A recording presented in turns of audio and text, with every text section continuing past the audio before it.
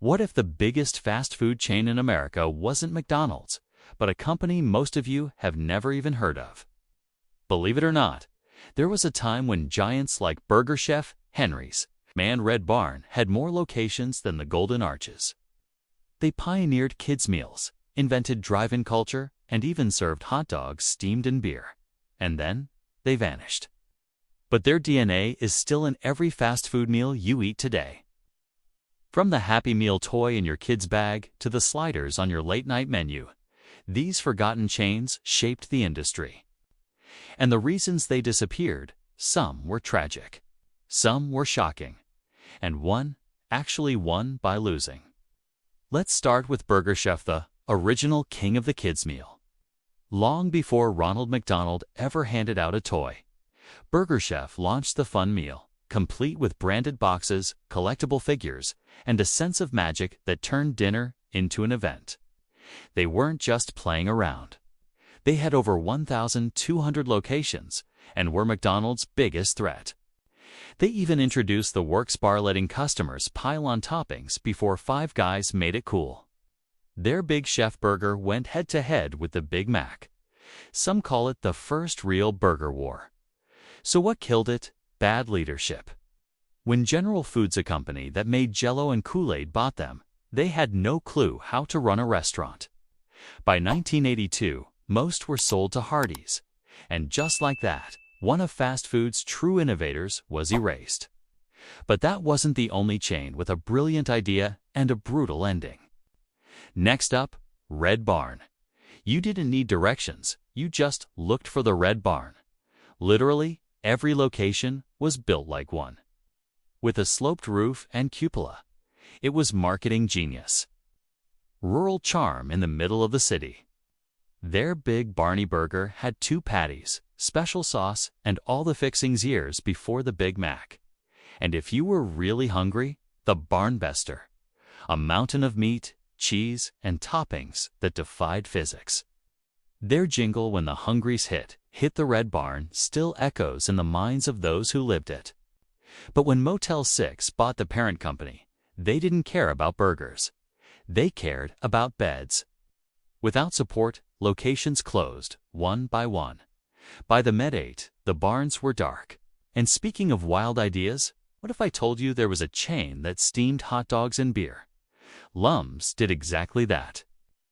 Founded in Miami by 2 brothers, it started as a hot dog stand, but people went crazy for that boozy flavor.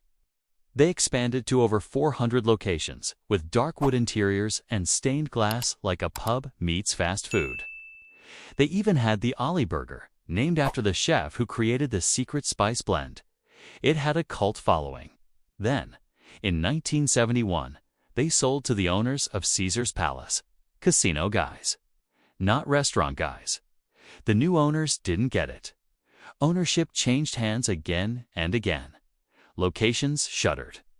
The last Lums held on until 2009 in Nebraska, still serving beer-steamed dogs. Today, the recipe's gone. Or is it? Rumors say former employees still make them at home, passing the taste down like a secret family recipe.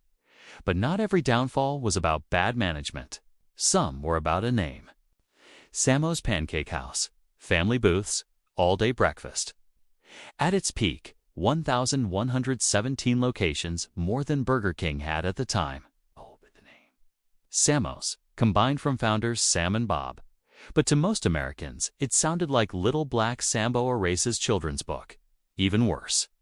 The restaurants leaned into it, walls covered with images from the book. As the civil rights movement grew, protests followed. They tried rebranding as Jolly Tiger. Too late. Bankruptcy hit in 1981. They expanded too fast, took on too much debt, and when interest rates spiked, they collapsed. Today, only one Sammo's remains in Santa Barbara. Silent survivor.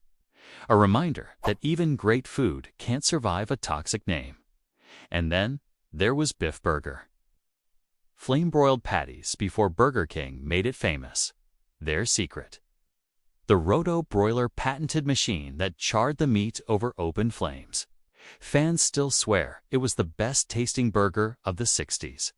They spread across the East Coast with bright red pagoda-style roofs you couldn't miss. But here's the problem. You couldn't spell their name right. Some signs said Biff Burger. Others said Biff's. Some were Beef Burger. No consistency. No national ad campaign could fix that confusion. While McDonald's and Burger King flooded TV, Biff Burger couldn't even agree on its own identity. By the late 70s, they were gone. Just one lone location left in St. Petersburg, Florida, unaffiliated, but keeping the flame alive. Now, here's a chain that sounds like a prank.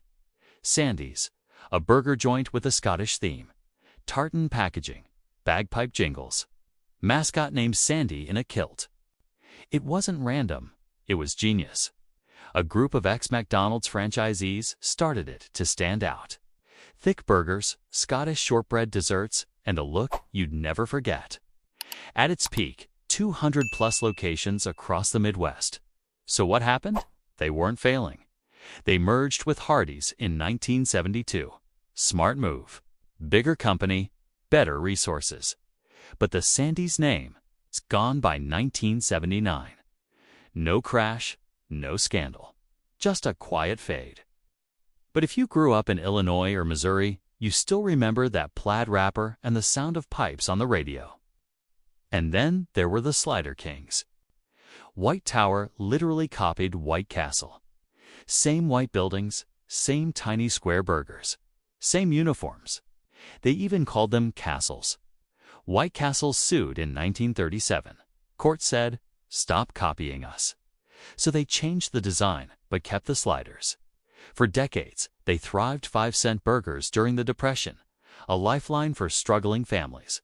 But after World War II, tastes changed. Fast food got bigger, bolder. White Tower faded slowly. No drama, no headlines. The last one closed in 2004. Meanwhile, in the South, Royal Castle ruled. Miami-born, slider-focused with a secret weapon. Birch beer, not root beer. Not cream soda. Birch beer, sweet, fizzy, and totally unique.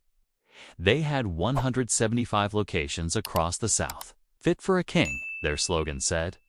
But when national chains moved in, they couldn't compete.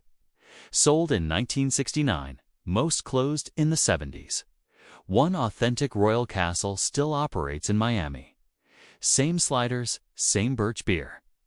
A living museum of fast food history. Now get this. In the early 1960s, Henry's Hamburgers had more locations than McDonald's. Yes, more. Founded by an ice cream company, they sold 10-cent burgers, fries, and Brezel's ice cream all wrapped in paper. Simple, tasty, no frills. They even had car hops teenagers on roller skates bringing food to your car. But then McDonald's invented the drive-thru. Faster, private, efficient. Henry's stuck with car hops. By the late 60s, they were behind. The 1970s oil crisis finished them. Today, one Henry's still stands in Michigan. Original recipe, original vibe. A time capsule of 50s Americana. And then there was Gino's Hamburgers, founded by NFL star Gino Marchetti and his Baltimore Colts teammates. Imagine a fast food chain run by football legends. Players visited. Memorabilia covered the walls. It wasn't just dinner, it was an event. Their Gino Giant Burger, a real Big Mac rival. Even smarter. They were the first to bring KFC to the East Coast. Dual menu, double profits. But in 1982, Marriott bought them and turned every location into Roy Rogers. The players cashed out. The name disappeared. Another victim of corporate takeover. But not every story ends in loss. Dog on Suds was pure 50s magic. Drive-in restaurants, car hops on skates.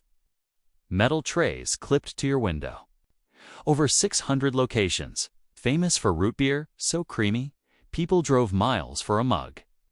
Started by two music teachers who made root beer in their backyard. But as drive-ins died, so did Dog on Suds. Today, about 17 still operate duly owned, no chain, still serving that frosty root beer. Proof that nostalgia is the strongest flavor of all. And then, the fastest flame-out in history. Mini Pearl's Fried Chicken.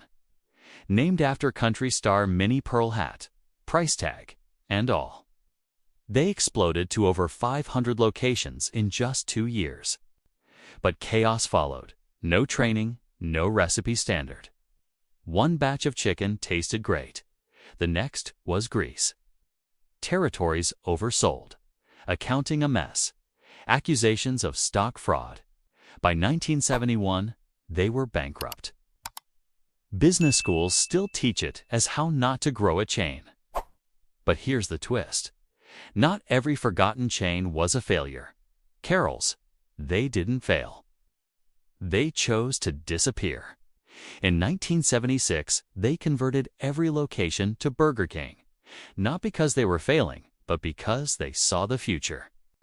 The Carol's name vanished, but the company behind it became the largest Burger King franchisee in America, the most successful failure in fast food history.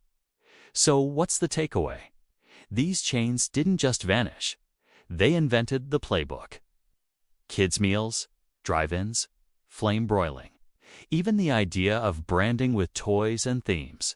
Some fell to bad decisions, some to cultural shifts, others to names that trapped them in the past. But today, their legacy lives on, in pop-ups, in memes, in TikTok videos of people hunting down the last Henry's or Royal Castle. And who knows? Maybe the next fast food revolution won't be something new, but something we forgot.